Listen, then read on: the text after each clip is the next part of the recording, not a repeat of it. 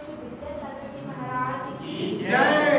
आचार्य श्री ईश्वर विभव सागर जी महाराज की जय। आरिका 105 ओम श्री माता जी की जय। आरिका संघ की जय। कैसी सुंदर जिन प्रतिमा है, कैसा सुंदर है जिन रूप, जिसे देखते सहज दिखता सबसे सुंदर आत्मस्वरूप, सबसे सुंदर आत्मस्वरूप। नग्न दिगंबर नहीं आडंबर, स्वाभाविक है शांत स्वरूप, नहीं आयुध नहीं वस्त्राभूषण, नहीं संग नारी दुखी रूप, नहीं संग नारी दुखी रूप। कैसी सुंदर जिन प्रतिमा है, कैसा सुंदर है जिन रूप, जिसे देखते सहज दिखता सबसे सुंदर आत्मस्वरूप, सबसे सुंदर आत्मस्वरूप। बिन श्रृंगार सहज ही सोहे, त्रुवन माही अतिशय रूप, कायोत्सर्ग दशा विकारी, नासा दृष्टि आनंद रूप, नासा दृष्टि आनंद रूप। कैसी सुंदर जिन प्रतिमा है, कैसा सुंदर है जिन रूप, जिसे देखते सहज दिखता सबसे सुंदर आत्मस्वरूप, सबसे सुंदर आत्मस्वरूप।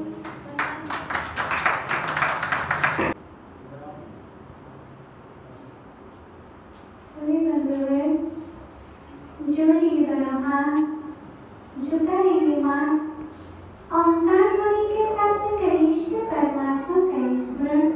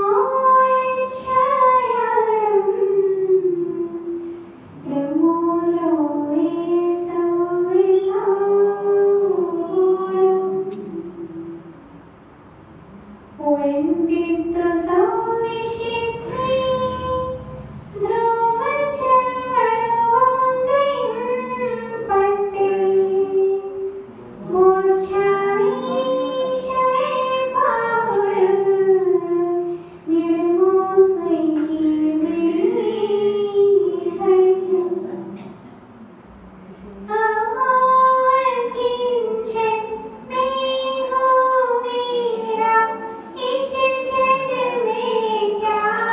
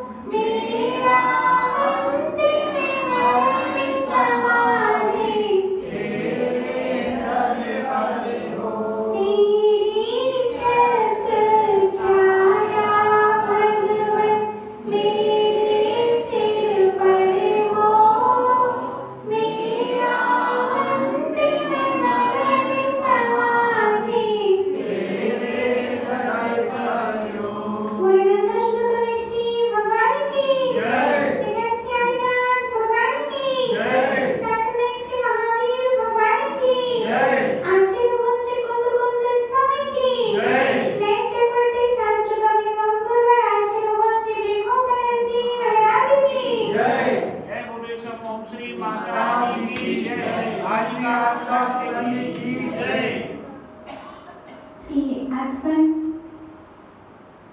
हे माँ जिनवाणी, तेरी जय हो, सदा विजय हो। तेरे विशाल पद में श्रुत सूर्य का उदय हो, श्रुत ब्रह्म का उदय हो, श्रुत पुत्र का उदय हो।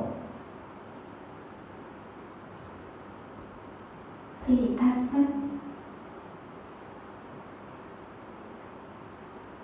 वस्तु का स्वभाव सत है। सत कभी विनाश नहीं होता।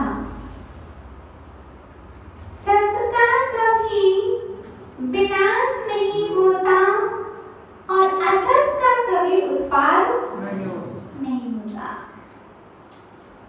वस्तु थी, है, रहेगी, मात्र परिणमन चलता रहेगा। एक नैसर्गिक परिणमन होता है और एक प्रायोगिक परिणमन होता है। नैसर्गिक परिणमन में यानी स्वाभाविक परिणमन, नैसर्गिक परिणमन माने स्वाभाविक परिणमन, और प्रायोगिक परिणमन यानी जो करके निमित्त से परिणमन होता है उसको प्रायोगिक परिणमन कहते हैं। गेहूं रखा है घर में, क्या रखा है माताओं?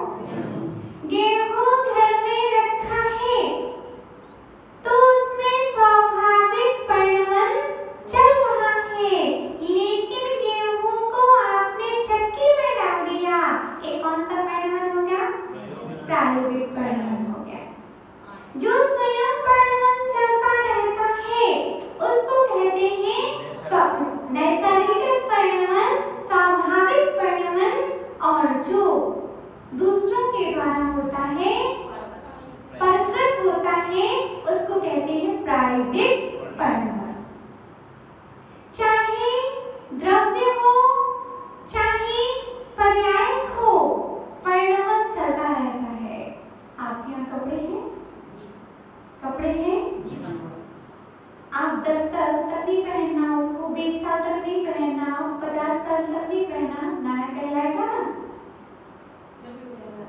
नया कहलाएगा कि नहीं?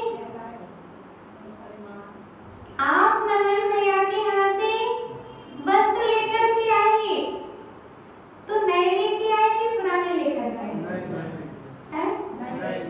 नए लेके आए। कंपनी से निकला था, कंपनी से जाओ निकला था तभी लेकर के आए कि बाद में लेकर के? जब आप लेकर के आए तब नया था? नया था? अभी नया है? नहीं पहनोगे नया रहेगा? बोलो ना, आप बोलते नहीं। कपड़ा आप एक बार में नहीं पहनो, नया रहेगा कि नहीं? नया ही रहेगा। भले ही आप कपड़ा एक बार में नहीं पहनना और 50 साल के लिए साड़ी सहेज करके रखना, नहीं रहेगी, नहीं दिखेगी, लेकिन जब आप उठाओगे तो अपने आप धागा धागा अलग हो जाएंगे। ये उसमें चलता है नैसर्गिक परिणमन। चाहे आप वस्त्रों को पहनो अथवा नहीं पहनो, वह तो पुराना होता चला जाएगा। पहनने से पुराना नहीं होता है, पहनने से पुराना नहीं होता है, रखने से भी पुराना हो जाता है। कंपनी में था कुछ अलग था, दुकान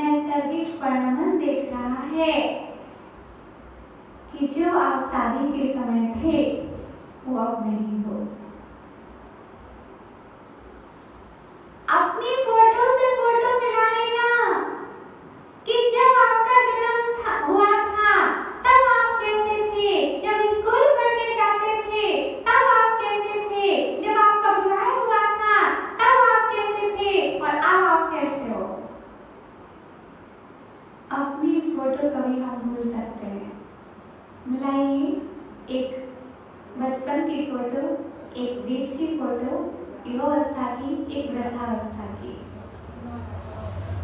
दादाजी से हम यही कहेंगे, क्या दादाजी आपकी यही फोटो है? आप बचपन में इतने अच्छे लगते थे, आप युवावस्था में इतना शौक रखते थे, क्या हो चला?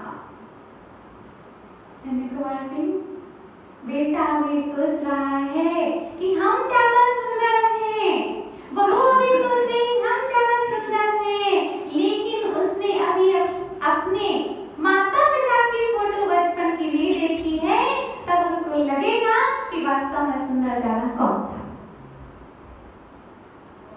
परिणमन चल रहा है, परिणमन चल रहा है, नैसर्गिक परिणमन चल रहा है, प्रायोगिक परिणमन प्रकृत होता है और नैसर्गिक परिणमन स्वीकृत होता है। एक परिस्पंदन रूप परिणमन होता है और एक अपरिस्पंदन रूप परिणमन होता है। सिद्धों में परिस्पंदन नहीं होता है, लेकिन आत्मा है कि नहीं? उषा जी, सिद्धों की आत्मा है ना कि नहीं है?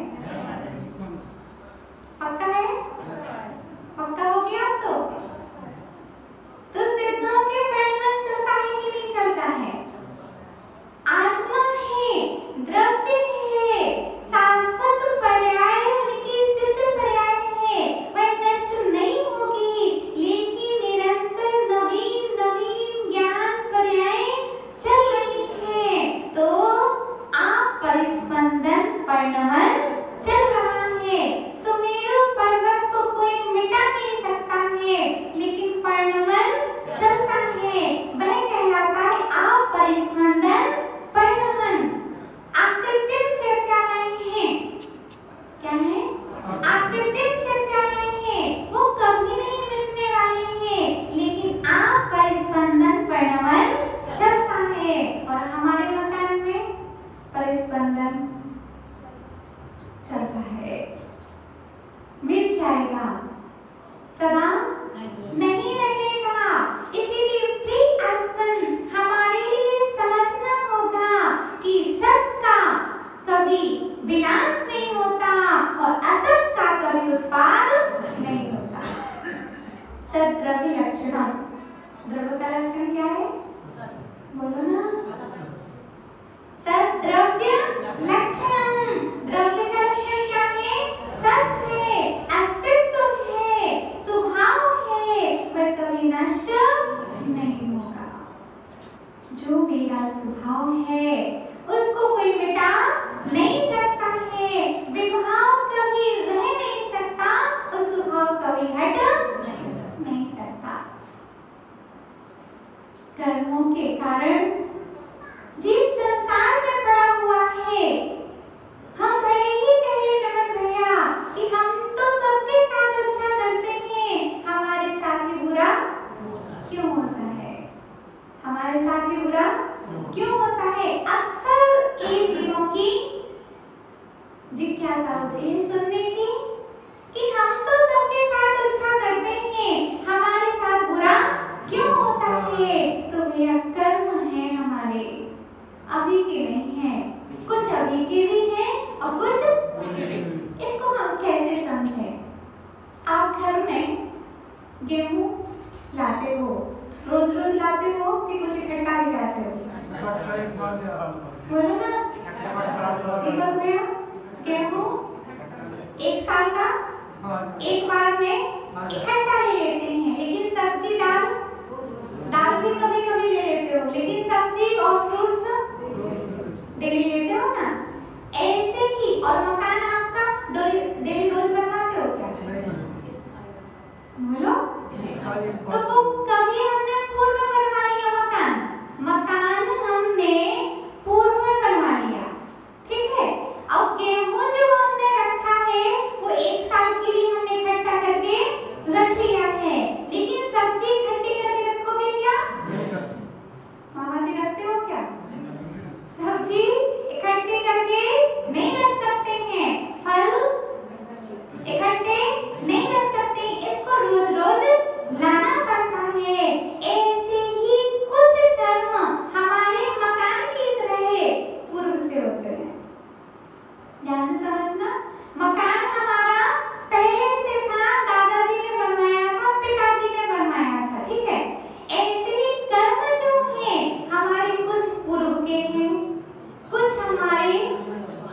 वर्तमान के हैं और कुछ अभी हम बिल्कुल करीब रहे हैं। कुछ सब्जी फल की तरह, कुछ गेहूं की तरह और कुछ समझ में आ गया अच्छे से, कुछ मकान की तरह, कुछ गेहूं की तरह और कुछ सब्जी फल की तरह। हमने क्या किया? हम तो सबके साथ अच्छा करते हैं। भैया अभी आपको सब्जी फल सामने दिख रहा है, आपने 1 साल पहले गेहूं भी तो लिया, उसको भी देखो। गेहूं आपको दिख रहा है, लेकिन आपने मकान भी तो पहले बनाया था। ऐसे ही हम अभी करना अच्छा स्टार्ट किए हैं दूसरों के साथ में, लेकिन क्या हम 1 साल पहले अच्छा करते थे? बोलो। और 1 साल पहले हम अच्छा करते थे, क्या उस भाव में हम किसी के साथ अच्छा करते थे? अरे आपको तो अपने बचपन से लेकर के अभी तक के कपड़ों का पता नहीं है, कर्म का क्या पता होगा। अच्छा ये बता दीजिए गुनगुन की मम्मी, बचपन से लेकर के अभी तक आपने कितने जोड़ी वस्त्र पहने हैं? तो कर्मों की भी गिनती नहीं है। हमने कितने कर्म कर लिए हैं, कितने मीटर हमने कपड़ा पहन लिया है, इसको आप काउंट कर पाओगे क्या? कुछ छोटी एज के भी बैठे हैं, कुछ 25 साल के हैं, कुछ 28 साल के हैं, कुछ 21 साल के हैं, कुछ 50 साल के हैं। कौन कौन काउंट करके बता सकता है कि बचपन से लेकर के अभी तक हमने इतने मीटर कपड़ा पहना? आपकी कपड़े की दुकान, आप बताइए। माता जी हमारे हिसाब में इतनी सी भी गड़बड़ नहीं हो सकती है। अब हम पूछते हैं दीपक भैया, अब बताइए हिसाब। पीछे काका जी, कितने मीटर हमने कपड़ा पहना है? एक हम नहीं बता पा रहे हैं तो हमने कितने कर्म किए हैं? हम बता नहीं पाएंगे। इसलिए प्रिय आत्मन, कुछ कर्म सब्जी फल की तरह हैं और कुछ कर्म गेहूं की तरह हैं और कुछ कर्म मकान की तरह हैं। हमें मकान बनाने वाला दिख नहीं रहा है, लेकिन बनाने वाला था। मकान बनाने वाला था, तभी तो मकान बना है।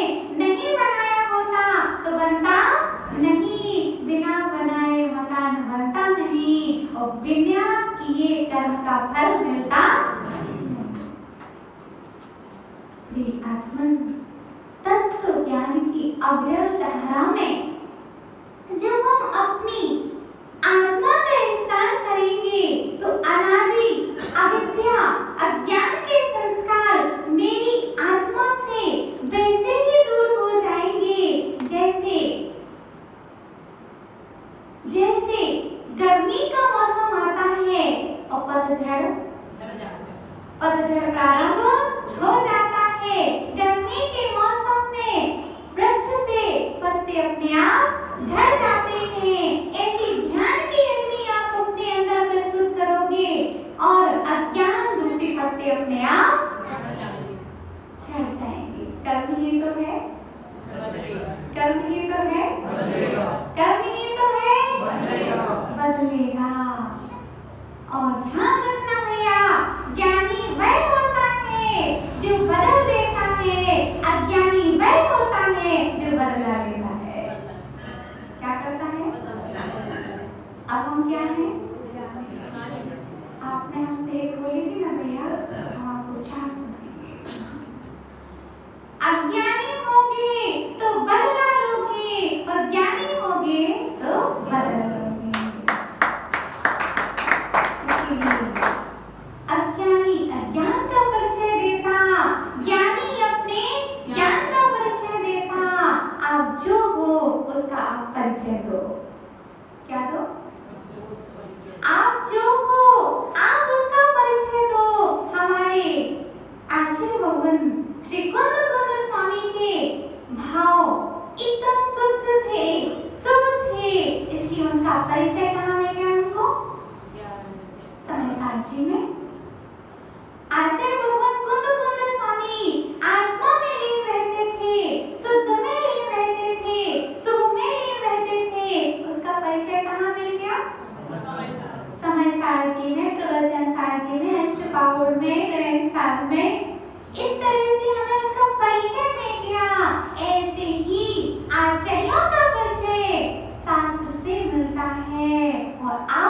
परिचय आपकी समता से मिलता है।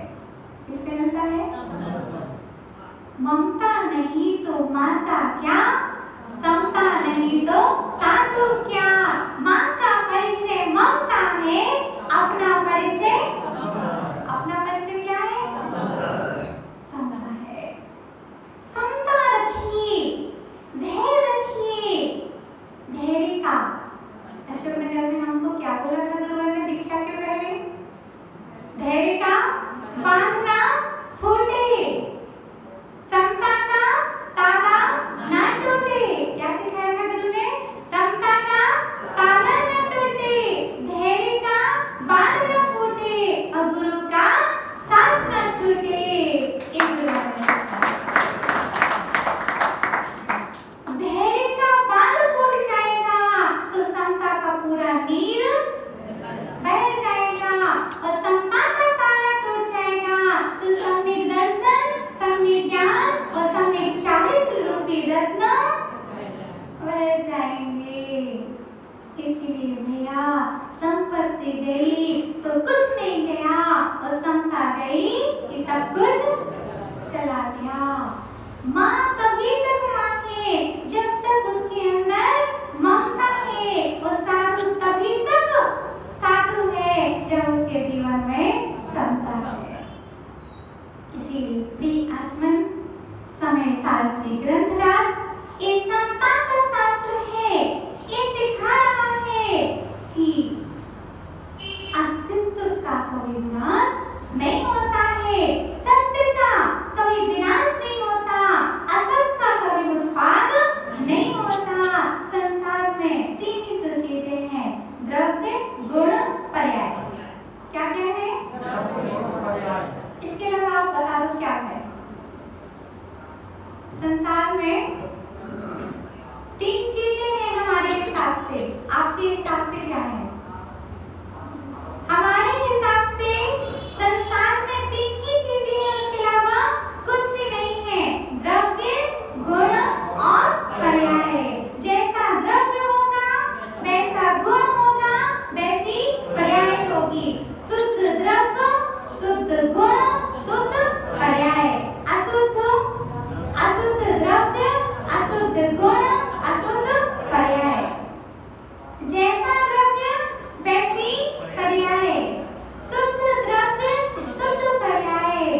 द्रव्य शुद्ध होता है तो आत्मा भी शुद्ध हो जाती है, पर्याय भी शुद्ध हो जाती है। चित्र भगवान का द्रव्य कैसा है? आत्म द्रव्य कैसा है? शुद्ध है। तो पर्याय कैसी होगी? और हमारा द्रव्य भी कर्मों से लगा हुआ है तो हमारा द्रव्य कैसा है? अशुद्ध है। तो हमारी पर्याय भी अशुद्ध है। लेकिन अशुद्ध में से ही शुद्ध होता है। इसीलिए प्रिय आत्मन गुरुवर कहते हैं व्यवहार को भी मानो और निश्चय को भी मानो। जहाँ दोनों नैके ज्ञाता आचर प्रविष्टि विराजते हैं वहाँ धर्म का तीर्थ चलता है। क्या होता है?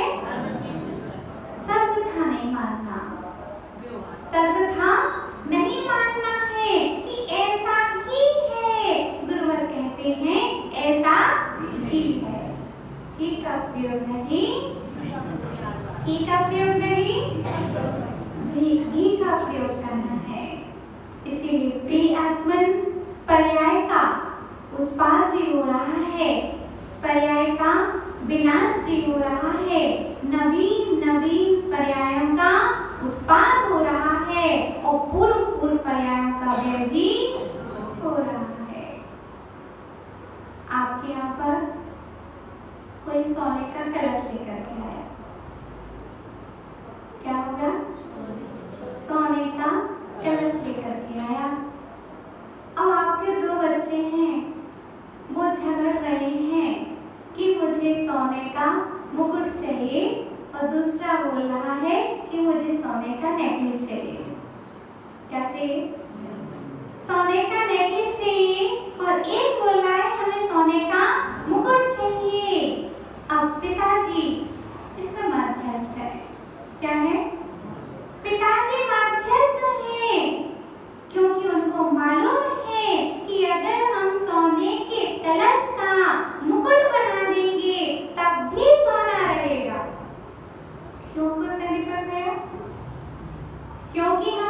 सोने का मुकुट बना देंगे तब भी सोना सोना रहेगा, और नेकलेस बना देंगे तो सोना सोना ही रहेगा। इसीलिए पिताजी प्रसन्न है। ऐसे ही हमारी जो आत्मा है, चाहे वह स्वर्ग में चली जाए, चाहे वह नरक में चली जाए, चाहे वह वृक्ष में चली जाए, आत्मा तो सदा अजर अमर अविनाशी है, मैं सदा रहने वाली है। वस्त्र चेंज करने पर हम रोते बिलखते नहीं हैं, बराबर? वस्त्र चेंज करने पर हम रोते बिलखते नहीं हैं, बड़ी खुशी से दान कर देते हैं। मेरी नई साड़ी आ गई है, ये पुरानी साड़ी काम वाली ले लो। करते हो कि रखते जाते हो? हैं? कर देते हो ना? तो कितनी प्रसन्नता होती है।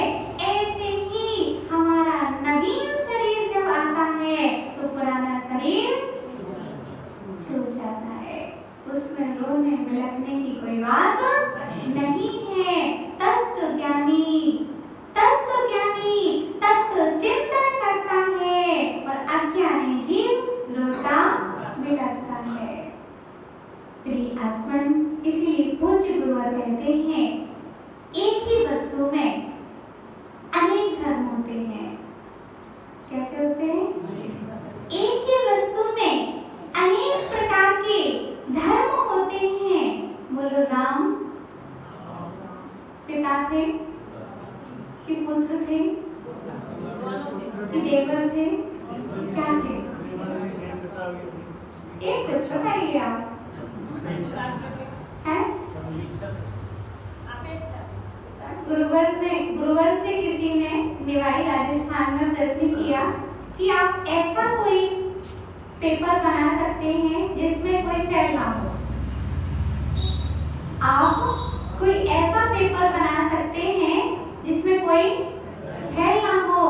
गुरुवर ने कहा, हाँ, मैं ऐसा पेपर बना सकता हूँ जिसमें 100 विद्यार्थी बैठेंगे, लेकिन उसमें कोई फेल नहीं होगा और चीटिंग भी बिल्कुल नहीं होगी।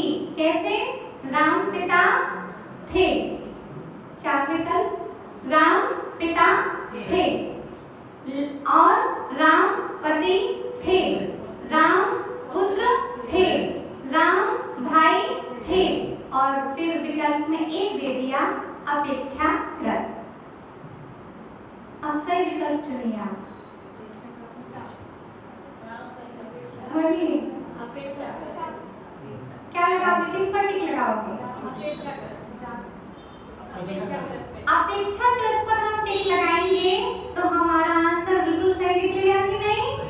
पूज्य गुरुवर ने कहा, जब हम ऐसे ऐसे क्वेश्चन बनाएंगे तो व्यक्ति के 100 में से 100 ही नंबर आएंगे, कोई फेल नहीं होगा। इसीलिए अपेक्षा लगाइए कि राम पिता किसकी अपेक्षा थे? पिता किसकी अपेक्षा थे? लव कुश की अपेक्षा। पुत्र किस अपेक्षा से थे? दशरथ जी की अपेक्षा से। पति किस अपेक्षा से थे? सीता जी की अपेक्षा। और भाई? और भाई थे? हाँ, अपने भाइयों की अपेक्षा क्या थे? भाई थे। इसीलिए और ऑप्शन दिया था गुरुवर ने क्या? अपेक्षाकृत। ऐसे ही जब 100 प्रश्न बनाएंगे तो कोई फेल होने वाला नहीं है। रिजल्ट का रिजल्ट अच्छा आएगा और सत्य का सत्य हमारे सामने आएगा। इसीलिए कुछ गुरुवर कहते हैं, राम अपने अनुसार ठीक है,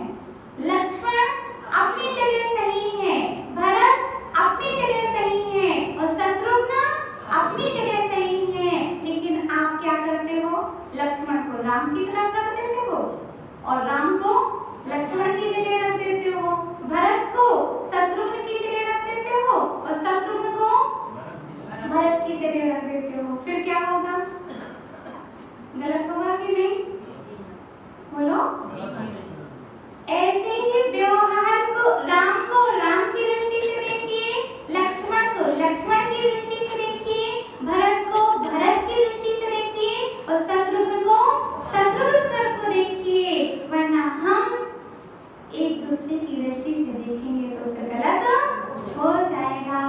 ऐसे व्यवहार को व्यवहार की दृष्टि से देखिए और निश्चय को निश्चय की दृष्टि से देखिए। व्यवहार में सत्य है, निश्चय में सत्य है। नए विवक्षा लगाइए, जिसको नए का ज्ञान है उसके जीवन में कभी न्याय नहीं होती है। न्याय माने लड़ाई।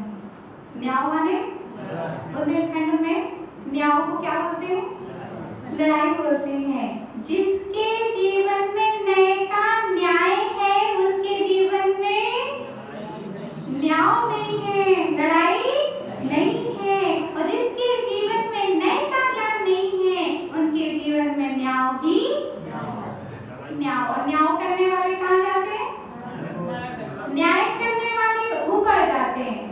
न्याय करने वाले ऊपर जाते हैं और न्याय करने वाले अच्छे से लड़ो। भी अच्छे से लड़ना नहीं आता, अब लड़ते रहो अच्छे से।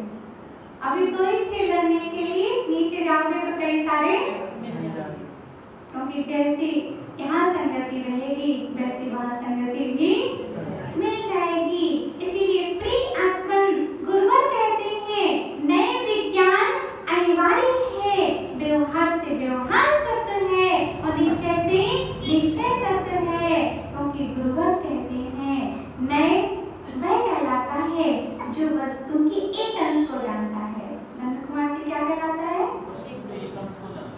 जो वस्तु के एक अंश को जानता है उसको क्या कहते हैं?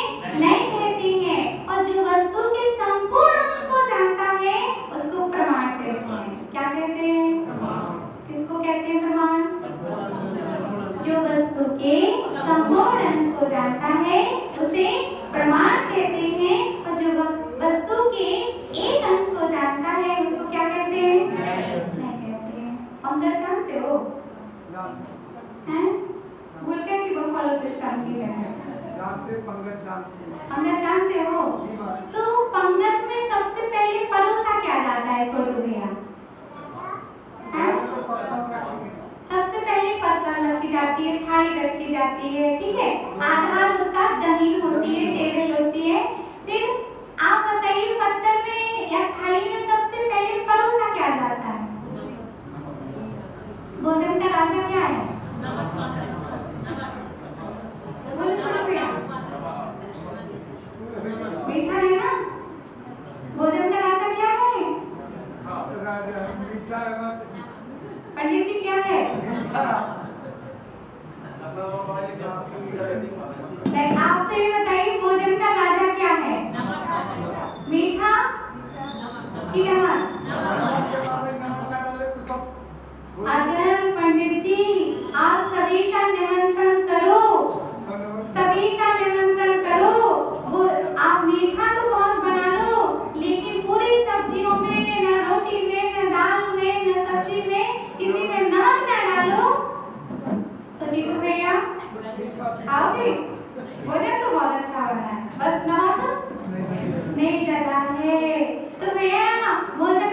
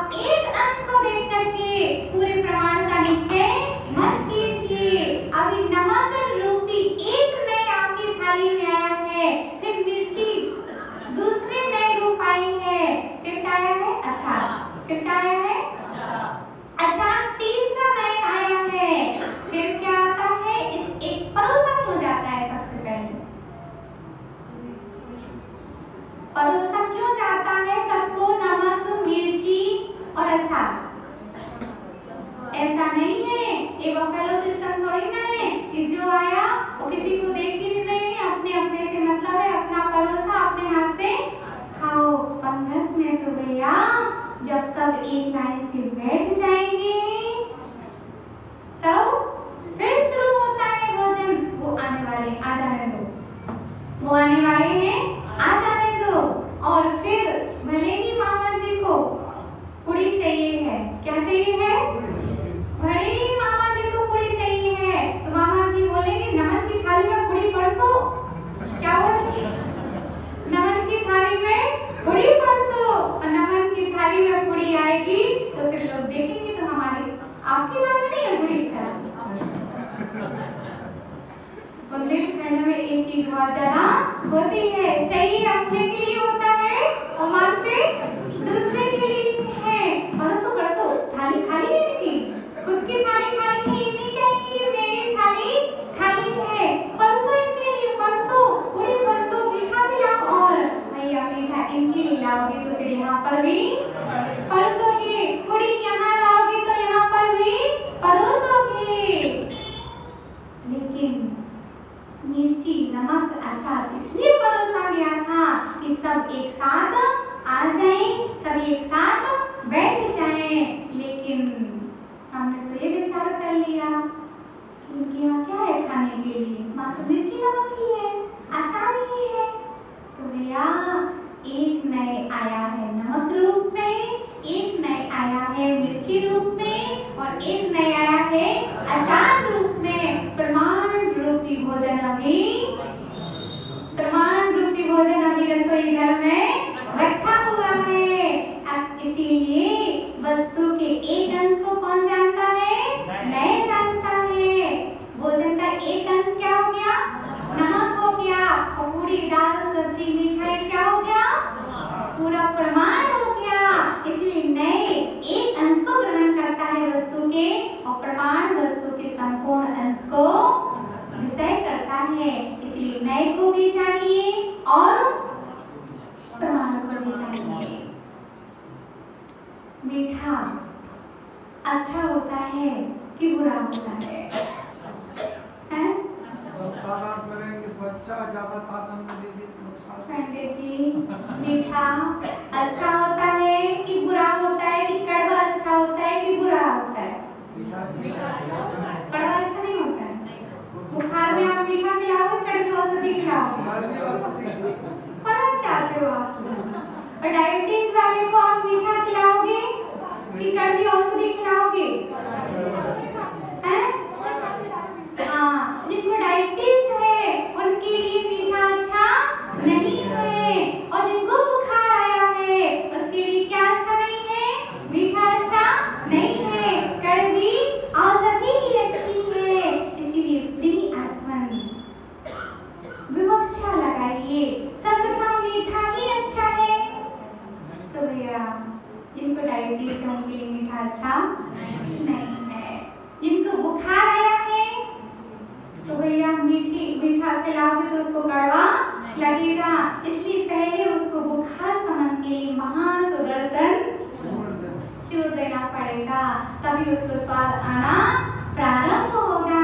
इसीलिए प्रिय आत्मन गुरुवर कहते हैं, यदि पुत्तल कम्मण निमित्तम कुपदितम चेव वेदयति आदा दो क्रिया वरिवित्तो पच्चै सोजना मदम जम्हातु अत्ते भावम उक्कल भावम च दोविको बंति तेनु मिच्छा दित्थि दो क्रिया वादनो हिंदी।